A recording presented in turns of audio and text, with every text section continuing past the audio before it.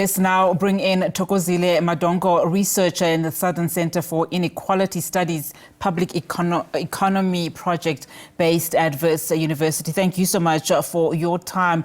The Minister of Basic Education essentially, spelled out the adverse implications that these budget cuts will have on the sector in at least 7 provinces. I mean, how will these financial constraints, do you think, further strain an already struggling education system in the country at this point?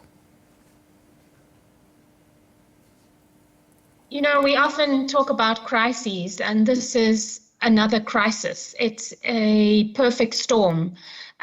Since 2013, the government has been pursuing through National Treasury a policy of austerity, fiscal austerity, and that has been pursued by budget cuts.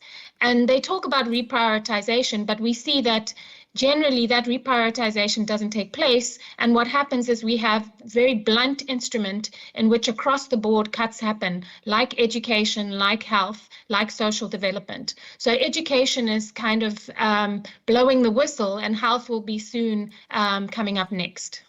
I mean, the minister is saying that she is due again to approach Treasury and will hold a meeting with the finance minister.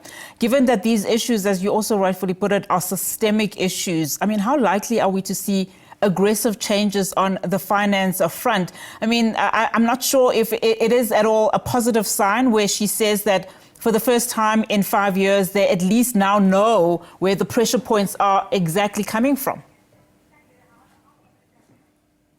It is positive, and I mean, we need to applaud the minister for coming out so strongly and for being frank.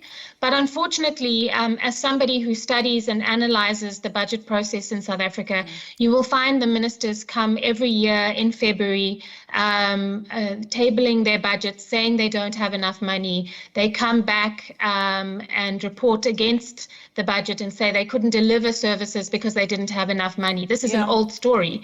And it's just happening sooner. What is of concern? I want you to pause that thought. Apologies for that. I want us to just pause our conversation. We'll come back to it. I think these are crucial points we are raising.